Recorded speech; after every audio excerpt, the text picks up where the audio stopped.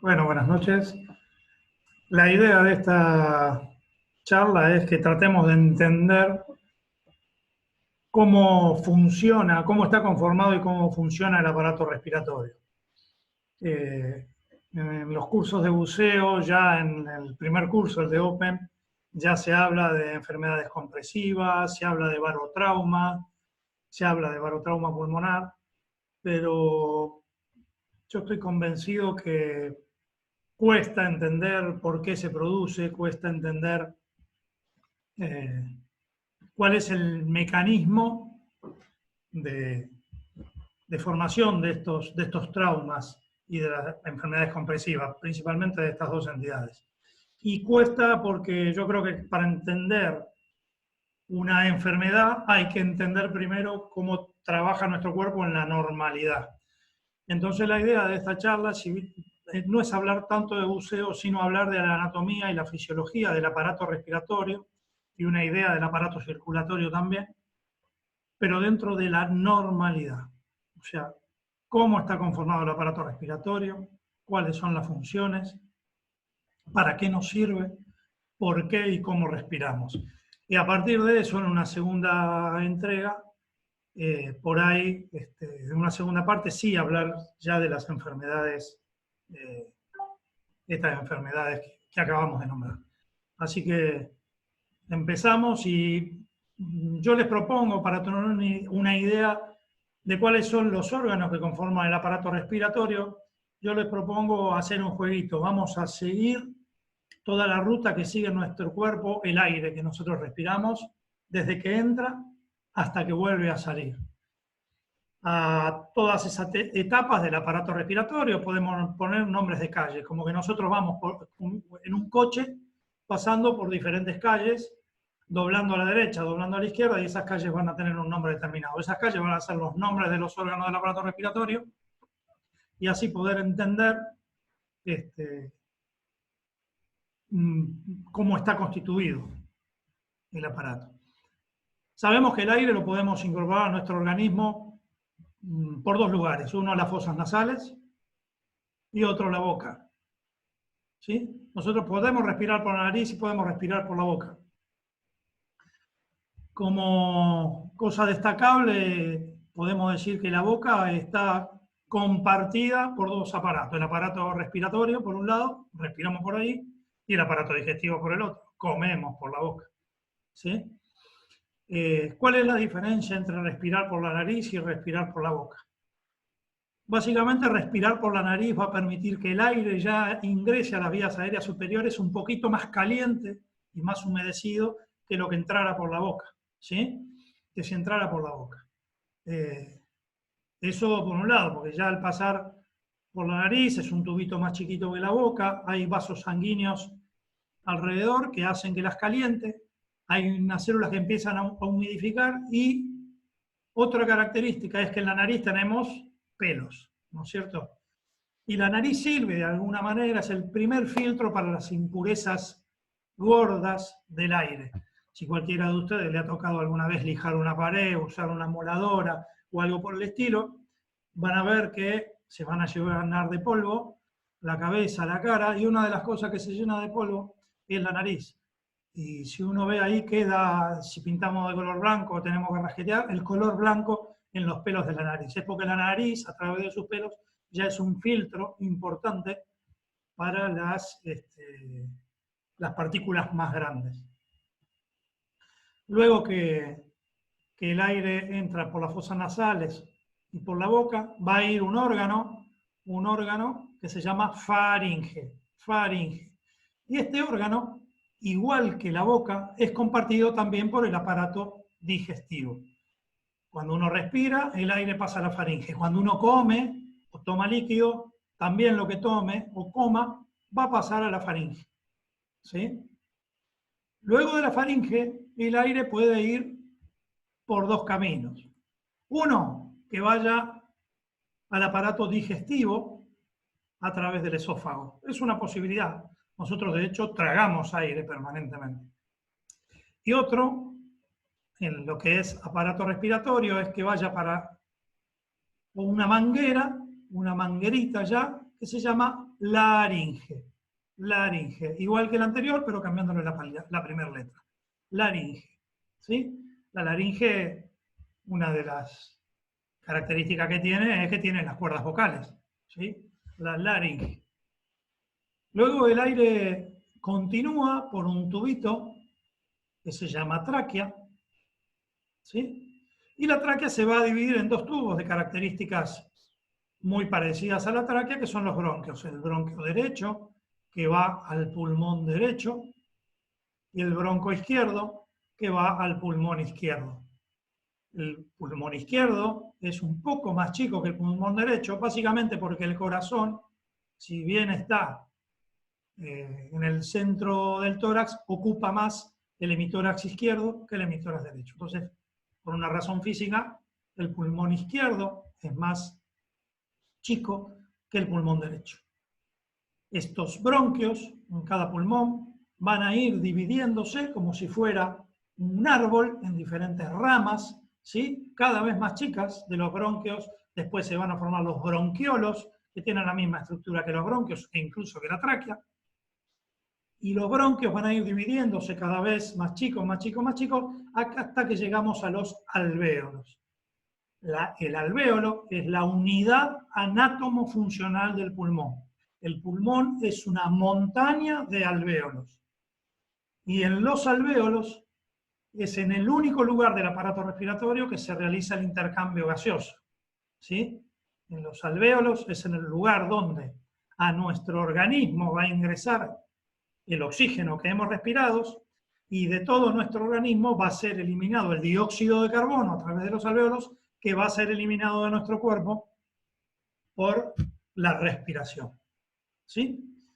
Entonces, como dijimos, en el único lugar donde se hace el intercambio gaseoso, hematosis se llama, es en los alvéolos. En todo el aparato respiratorio, el resto del aparato respiratorio no se realiza intercambio gaseoso, por lo que se llama espacio muerto. ¿Sí? Espacio muerto es toda aquella parte del aparato respiratorio en el que no se realiza intercambio gaseoso. ¿Sí?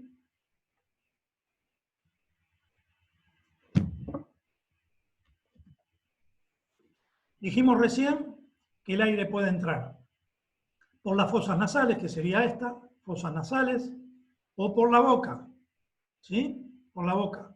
Esto sería la lengua. Entonces el aire entra por las fosas nasales o por la boca, van a un lugar que se llama faringe, y de la faringe el aire puede ir para atrás, siguiendo el aparato digestivo, el esófago, o para adelante, siguiendo el aparato respiratorio, a la laringe. ¿Sí? Y acá vamos a detenernos un poquito nada más y vamos a hablar de cómo nuestro cuerpo hace para que ese aire que nosotros respiramos vaya a los pulmones y no vaya, por ejemplo, al aparato digestivo. O cómo hace nuestro cuerpo para que lo que comamos no vaya para el aparato respiratorio y sí vaya para el aparato digestivo. Y esto lo logra por un mecanismo que se llama deglución. Entonces a mí me gusta poner este ejemplo. Muchas veces pasa que cuando hay una persona que pierde el conocimiento en la calle, en cualquier lugar, a alguno se le ocurre inmediatamente decir traigan agua, traigan agua, traigan agua, como si el agua fuera a curar de alguna enfermedad o sea el multipropósito en la vida de una persona. Yo les propongo a ustedes que en este momento que están sentados, registren que están respirando y en el medio de respiración traguen saliva. Traguen saliva, traguen un sorbo de agua, traguen. Y van a ver que en el momento que ustedes tragan, en el momento que ustedes degluten, se va a interrumpir la entrada o salida del aire. ¿Por qué? Porque el cuerpo lo que va a hacer es que lo que traguemos vaya para el aparato digestivo y no vaya para el aparato respiratorio. Es un mecanismo que se llama de deglución. La deglución es absolutamente consciente, ¿sí? El organismo, nosotros tenemos que estar conscientes para hacerlo, ¿sí? ¿Cómo es el mecanismo de deglución?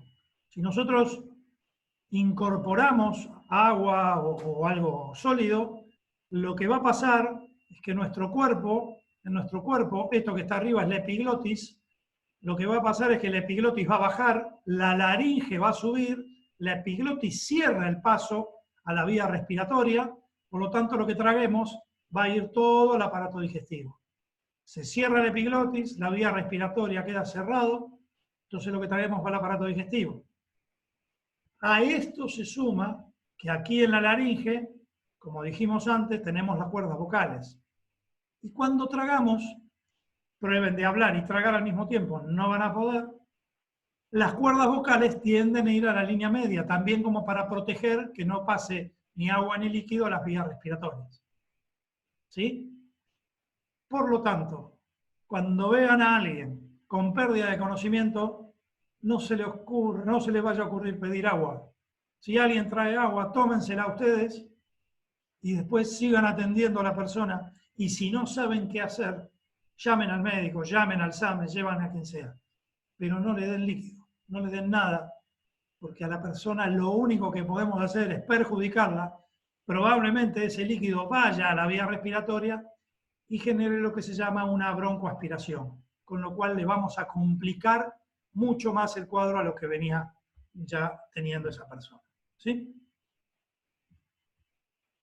Esto simplemente a modo ilustrativo, todos son buzos, y saben que esto es una tráquea, ¿sí? La tráquea de nuestro chaleco. Y simplemente para saber cómo se llama, por qué se llama tráquea, y es por esto. Esto es la tráquea de una persona. Y fíjense qué parecido que es. La tráquea de una persona, ¿sí? Un conjunto de anillos unidos entre sí, en el caso del plástico, unidos por un plástico mucho más débil que esos anillos. En el caso de las personas, un tejido conectivo, algún musculito que anda por ahí. Pero eso es simplemente a modo ilustrativo de por qué le decimos tráquea, porque es parecido, o por qué se llama tráquea en el buceo, porque es muy parecido a la tráquea nuestra, la tráquea de las personas. Bien, vamos a hacer imaginariamente, vamos a pensar que tenemos una caja, un tupper, y nosotros forramos ese tupper por dentro con papel film. ¿Sí? Lo forramos por dentro de papel film. Al mismo tiempo, vamos a agarrar un pedazo de carne, si quieren para hacerlo más, que se parezca más a lo que vamos a hablar, un pedazo de bofe. El bofe que uno compra es el pulmón de la vaca. Y también al pedazo de bofe lo vamos a forrar con papel film. El papel film, ¿cómo? Y después lo que vamos a hacer es poner ese bofe adentro de una caja. Adentro de una caja. Bien, lo que vamos a tener ahí es un pedazo de carne recubierto por papel film y al mismo tiempo que va a estar en contacto con el otro film que le pusimos a la caja previamente. Ahora vamos a ver qué es lo que pasa en esta ilustración. Ese papel film con el cual nosotros forramos la caja por dentro, le podemos cambiar el nombre y decirle pleura, y como en este caso está recubriendo la pared, lo vamos a llamar pleura parietal. ¿Sí? En nuestro organismo, ese papel film es el que va a recubrir por dentro a nuestra caja torácica. Por eso se llama pleura parietal. Ahora, dijimos que el pulmón está también recubierto por el papel film, que también se llama pleura, y como está recubriendo a una víscera, que en este caso es el pulmón, se llama pleura visceral. O sea que nuestro pulmón va a estar recubierto por una pleura visceral que está más pegada y una pleura parietal. Esto es importante conocerlo para que cuando hablemos de barotrauma, ver qué es lo que pasa en este espacio pleural que queda entre las dos capas, digamos, de las pleuras. ¿Sí? Este espacio pleural, cuando no hay ninguna patología, es lo que se llama un espacio virtual. En realidad es un espacio que tiene un poquito de líquido en el medio, que ese líquido va a permitir que se pueda desplazar una pleura sobre la otra, ¿sí? Y que pueda moverse. Para que se entienda, no sé si alguien alguna vez ha visto dos portaobjetos, este juego de unir dos portaobjetos, pero ponerle una gotita de agua a un portaobjeto y después unir el otro.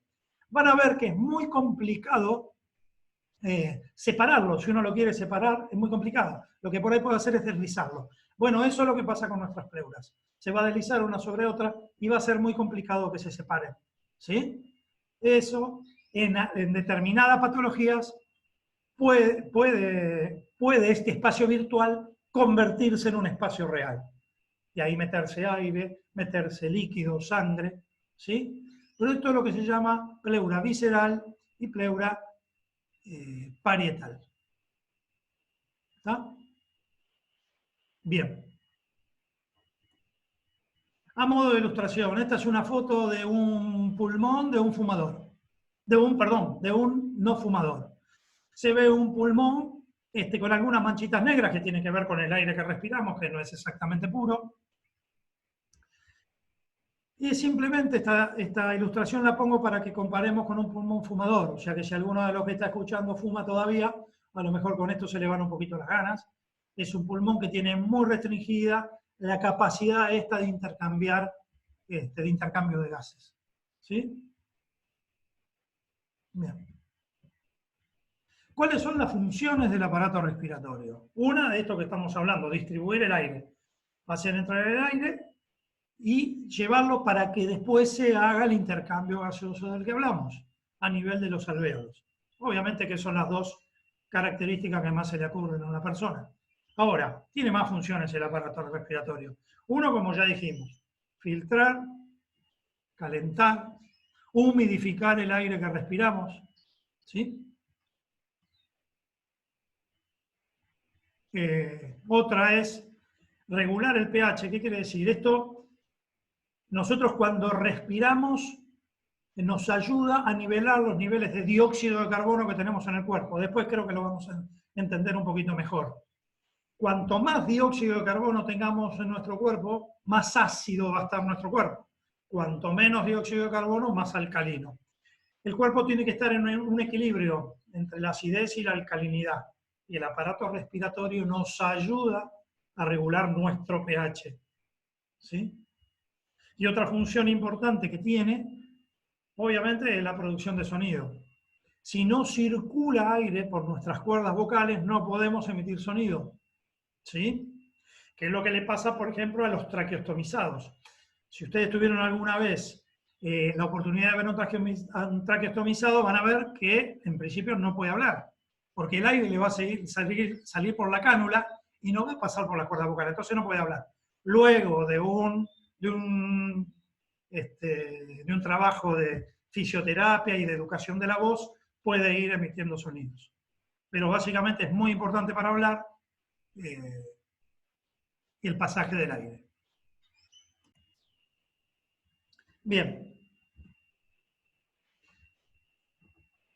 Vamos a ir, podemos reemplazar esto que hablamos de la palabra respiración por ahí por la palabra ventilación, que digamos es más, es una palabra más técnica, más médica. A los fines prácticos, en esta charla, si decimos ventilación, decimos respiración, es lo mismo. Básicamente el movimiento respiratorio tiene dos etapas. Una de inspiración, cuando metemos el aire en nuestro cuerpo, inspiración, y otra la expiración, cuando sacamos el aire de nuestro cuerpo. ¿Sí? Una división muy grande que después vamos a ver que a su vez podemos dividirla un poco más. Inspiración, hacemos entrar aire a nuestro cuerpo. Expiración, la sacamos. ¿Bien? El aire va a entrar, estos serían los bronquiolitos muy chiquititos, la manguera blanca, y llega a los alvéolos, estos globitos que tenemos acá son los alvéolos. Y en básicamente lo que se está produciendo es intercambio de gases. Nosotros por el aparato respiratorio metemos oxígeno y hacemos que salga de nuestro cuerpo el dióxido de carbono. ¿Pero eso para qué es? Para poder sacar el dióxido de carbono que viene de todo el cuerpo e incorporar el oxígeno para que vaya a todo el cuerpo. Nuestro cuerpo trae por vasos sanguíneos. Este vaso sanguíneo azul sería sangre carbooxigenada que viene a nuestro cuerpo. Vamos a llamarla burdamente sangre sucia, sangre que trae nuestros desechos de nuestras células. Esos desechos, dióxido de carbono, en el alvéolo van a pasar al alvéolo, y el alvéolo, como viene rico en oxígeno, va a pasar ese oxígeno a la sangre para luego ser distribuida ese oxígeno a todo el cuerpo. ¿Sí? Eso es lo que se llama intercambio gaseoso o hematosis. Luego que va a todo el cuerpo, se produce el intercambio gaseoso, se produce el intercambio de gas en las células. En las células va a tomar el oxígeno que traen estos vasos sanguíneos y va a alargar el dióxido de carbono para que después por el torrente sanguíneo vuelva a producirse el circuito. Todo esto lo hace el aparato circulatorio a través de la sangre. Después vamos a ver bien cuál es el recorrido de esa sangre. ¿Sí? Ahora bien, nosotros dijimos que hay un momento de inspiración y un momento de expiración. Ahora, para que nosotros inspiremos, para que ustedes estén respirando en este momento, que están en reposo, se tiene que contraer algún músculo. La inspiración es un fenómeno activo. ¿Activo qué quiere decir? Que para que se produzca hay un trabajo, muscular, hay un consumo energético de algún músculo. El músculo inspiratorio por excelencia es el diafragma, que es un músculo que tenemos por acá, que tiene forma de cúpula. En otro video después lo vamos a ver mejor. El diafragma es el músculo inspiratorio por excelencia. El músculo que tiene esta forma de cúpula, cuando se contrae, lo que va a hacer es aplanarse. Y cuando deja de contraerse, vuelve a tomar la forma de cúpula. Todo lo que está por arriba del diafragma se llama tórax, todo lo que está por debajo del diafragma es el abdomen. El músculo por excelencia inspiratorio es el diafragma. Después hay otros músculos, hay varios más, pero básicamente vamos a nombrar otros que están entre una costilla y la siguiente, entre esta costilla y la siguiente, entre esta costilla y la siguiente, que como están entre las costillas se llaman intercostales. Y son en orden de importancia digamos, el segundo grupo de músculos en importancia luego del diafragma para inspirar. Entonces, para que nosotros inspiremos, tiene que haber músculos que nos hagan respirar, que nos hagan inspirar. Ahora, ustedes que están en reposo, ese aire lo largan. Y como estamos en una situación de reposo y están tranquilos, escuchándome a mí en este caso, el fenómeno de expiración va a ser un fenómeno absolutamente pasivo. Lo único que tiene que pasar para que nosotros expiremos es que ese diafragma que se contrajo deje de contraerse y que estos intercostales dejen de contraerse. La expiración, que llamemos normal, que llamemos corriente, es un fenómeno absolutamente pasivo. No requiere de ningún músculo para realizarlo. Después vamos a ver que ante otras circunstancias sí vamos a necesitar músculos para expirar. Pero una expiración en reposo es un fenómeno absolutamente pasivo. ¿Sí? Y acá lo vemos mejor. El diafragma cuando se contrae es cuando va para abajo. ¿Sí? Va para abajo. Expiro.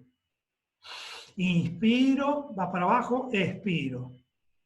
Entonces, lo mismo pasa con los músculos intercostales. De esta costilla va a tirar para acá y de esta. Entonces, todo tiende a generar una presión negativa, por lo cual la presión negativa hace que el pulmón se expanda. Y nosotros respiramos, metemos aire que llega a los alvéolos y ahí se produce el intercambio gaseoso del que hablamos antes. La sangre sucia, digamos, se oxigena para convertirse en sangre limpia. Se oxigena y larga el dióxido de carbono. Bien. Hablamos de la expiración y expiración en una situación de reposo, relajados. como pueden estar ustedes en este momento. Y en este momento, si la inspiración es en reposo, este volumen de aire que nosotros hacemos entrar y salir es lo que se llama volumen corriente. Volumen corriente, la capacidad de aire que nuestro aparato respiratorio es capaz de movilizar en un movimiento respiratorio en reposo, normal. Y en una persona adulta de entre 70 y 90 kilos, el volumen corriente es más o menos de medio litro de aire. Bien, ahora, una cosa que nosotros podemos hacer es, hagan la prueba ustedes que están sentados, es que a partir de la respiración normal nosotros podamos sacar más cantidad de aire. Es como que la respiración normal nosotros sacamos y sacamos hasta que llega un momento que no podemos sacar más. O sea que de esa respiración que teníamos normal y en reposo, en realidad nos quedaba aire en el pulmón. Y eso es lo que se llama volumen de reserva expiratorio. Es la cantidad de aire que nosotros podemos expulsar en una expiración que se llama forzada. ¿Y por qué es expiración forzada? Prueben hacerlo otra vez y lo que van a ver es que para sacar ese aire, si se ponen la mano en el abdomen, en la panza, van a ver que para sacar todo el aire van a tener que hacer fuerza con los músculos abdominales. Por eso la expiración, para sacar el volumen de reserva expiratorio, ya no es pasiva, sino que necesitamos de contraer algunos músculos. Entre ellos, lo más importante son los músculos abdominales. ¿Sí? Eso, aire que nosotros podemos sacar, es lo que se llama volumen de reserva expiratoria. Y es de alrededor de 1,1 litros en una persona de 70 a 90 kilos. Ahora, si ustedes hicieron esto recién, van a estar convencidos de que sacaron todo el aire de los pulmones. Bueno, lamento decirles que no sacaron todo el aire de los pulmones. Y que nosotros vamos a tener un volumen de aire que no vamos a poder sacar nunca. ¿Por qué? Porque si no, esos alvéolos, esas bolitas, digamos, donde se hace el intercambio gaseoso, se aplastarían sus paredes, colapsarían, entonces dejarían de funcionar. ¿Cuál es el ejemplo de esto? ¿Vieron cuando uno compra globos? Cuando uno compra los globos suelen tener forma de cuchara, ¿sí? Forma de cuchara. ¿Por qué? Porque las paredes del globo están pegadas una a otra. Nunca hubo aire en su interior. Eso es lo que pasaría si en nuestros pulmones no habría una cantidad de aire que se llama volumen residual que en realidad nosotros nunca podemos sacar. El cuerpo, la naturaleza, es tan inteligente que a pesar de que nosotros intentemos sacar todo el aire, no vamos a poder.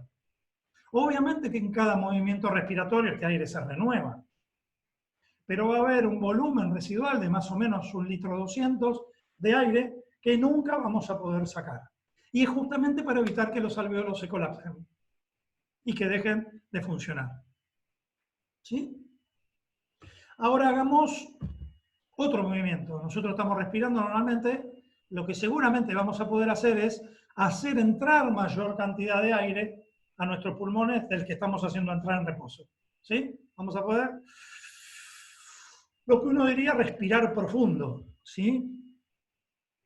Y ahí nosotros estamos metiendo un volumen mayor a nuestros pulmones. Este volumen de reserva se llama volumen de reserva inspiratorio, que es un volumen de reserva que nosotros hacemos entrar y que utilizamos a partir de hacer un ejercicio, a partir de tener una situación de estrés. Volumen de reserva inspiratorio. En nuestro cuerpo, entre 70 y 90 kilos, enfermo adulto, persona adulta, es de alrededor de 3 litros. Por lo tanto, ¿cuánto aire podemos llegar a tener en nuestros pulmones como máximo? La suma de todos estos volúmenes, que es lo que se llama capacidad pulmonar total. ¿Cuánto aire podemos tener? Entre 5 y 6 litros como máximo en nuestros pulmones. ¿Sí? Después si uno hace la suma de diferentes volúmenes, tiene distintas capacidades, pero bueno, no importa eso. Nosotros hablamos entonces que entra el aire por la vía respiratoria, viene a los alvéolos y lo que va a hacer es largar el oxígeno y tomar el dióxido de carbono de los vasos sanguíneos. De los vasos sanguíneos que vienen cargados de dióxido de carbono, el dióxido de carbono pasa a los alvéolos y es eliminado por nuestra respiración, por la vía respiratoria, y este oxígeno que venía por la vía respiratoria carga a la sangre de oxígeno y por las arterias va al resto de nuestro cuerpo. ¿Sí? Ahora, ¿cómo es que pasa el dióxido de carbono que viene por acá al alvéolo y a la parte respiratoria y al aparato respiratorio? ¿Y cómo pasa el oxígeno a la sangre? Simplemente por diferencias de presión. Como en la sangre que viene tenemos más dióxido de carbono que la que hay en el alvéolo, simplemente pasa hasta que las presiones parciales del dióxido de carbono se equilibran. ¿Y por qué se llena de oxígeno? Por lo mismo, como hay más oxígeno en la vía respiratoria que en la sangre que viene del cuerpo, pasa de la vía respiratoria a torrente circulatorio, hasta que las presiones se emparejan. ¿Sí? Es simplemente por diferencias de presión entre un compartimento y otro, entre la sangre y el aparato respiratorio. ¿Sí? Bueno, ya vimos cómo está formado el aparato respiratorio, vimos que necesitamos músculos para respirar. Ahora bien, alguien le tiene que decir a ese músculo que se tiene que contraer. ¿Sí? ¿Y quién es el que le dice eso? Nuestro cerebro. Nuestro cerebro le dice a nuestro diafragma, a nuestro músculo, hey, te tenés que contraer porque tenés que respirar. ¿Sí? La respiración es un fenómeno mixto en cuanto es voluntario e involuntario. Cualquiera de ustedes ahora se plantea respirar y respira. ¿Sí? Ahora, ninguno de ustedes se va a olvidar de respirar, porque nuestro cuerpo también respira en forma involuntaria. De hecho, nosotros no andamos por la vida pensando que tenemos que respirar. ¿Sí? Dijimos que nuestro cerebro le tiene que dar la orden al músculo para que respire. Ahora, ¿cuándo el cerebro le da la orden al músculo para que respire? Y esto lo hace a través de unos sensores que tenemos en nuestro cuerpo que se llaman quimiorreceptores.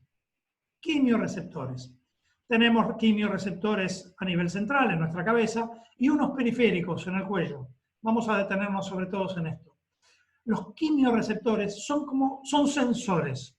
Nos van a sensar cuánto dióxido de carbono tiene nuestra sangre y cuánto oxígeno tiene nuestra sangre.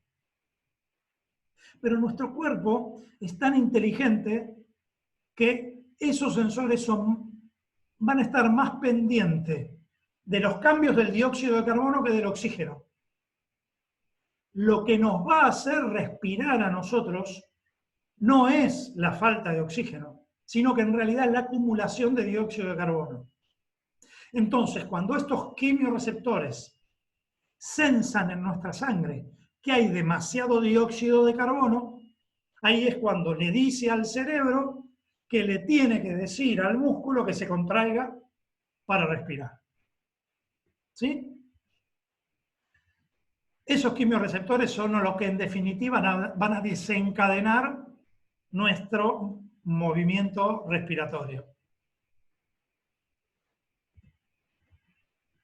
¿A qué llamamos hiperventilación? Hiperventilación es o cuando aumentamos la frecuencia de nuestras respiraciones, habitualmente condiciones de reposo, respiramos una persona adulta entre 12, 13 y 17 veces por minuto, más o menos, depende de las personas. La hiperventilación es o un aumento de la frecuencia respiratoria o un aumento de la cantidad de aire que nosotros metemos en cada movimiento respiratorio. O una combinación de ambas, ya sea un aumento del volumen de aire o más un aumento de la frecuencia respiratoria. ¿Sí?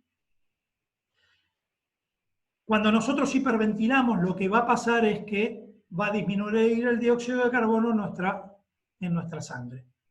¿Sí? Vamos a ver todo esto como un ejemplo, un gráfico. De la parte izquierda tenemos un gráfico donde en la parte inferior estaría marcado niveles de dióxido de carbono, la parte superior niveles de oxígeno. Y en el medio los quimiorreceptores, que dijimos que van a sensar la cantidad de dióxido de carbono y de oxígeno, pero que son más sensibles al dióxido de carbono.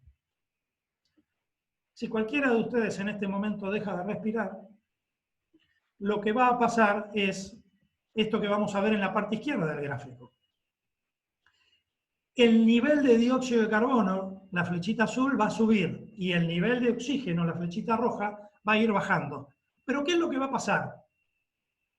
Que lo que primero va a llegar, lo que va a hacer que respiremos, va a ser el nivel de dióxido de carbono, como dijimos recién, que haya en la sangre. Ahí, cuando llega la flechita, los quimiorreceptores, o sea, el nivel de dióxido de carbono llega a determinado nivel en nuestra sangre, el quimiorreceptor le dice a nuestro cerebro que le diga a nuestros músculos respiratorios que respiren. Y ahí respiramos. Si ustedes quieren dejar de respirar sin hacer ningún esfuerzo, sin nada, sin hacer nada previo, dejan de respirar, en algún momento van a volver a respirar. No van a poder mantener la respiración. ¿Por qué? Porque el dióxido de carbono que acumularon es tanto que ya el quimiorreceptor mandó la orden. ¿Qué pasa cuando nosotros hiperventilamos? Y esto, los buzos, esta palabra la conocemos porque seguramente en alguna clase de apnea que hemos tenido, nuestro instructor nos dijo por ahí que hiperventilemos, pero no demasiado. Y ahora vamos a ver por qué no demasiado. Cuando nosotros hiperventilamos,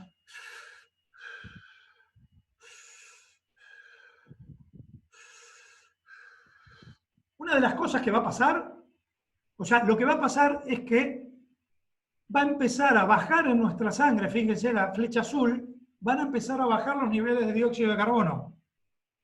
Una de las consecuencias de esto es el mareo.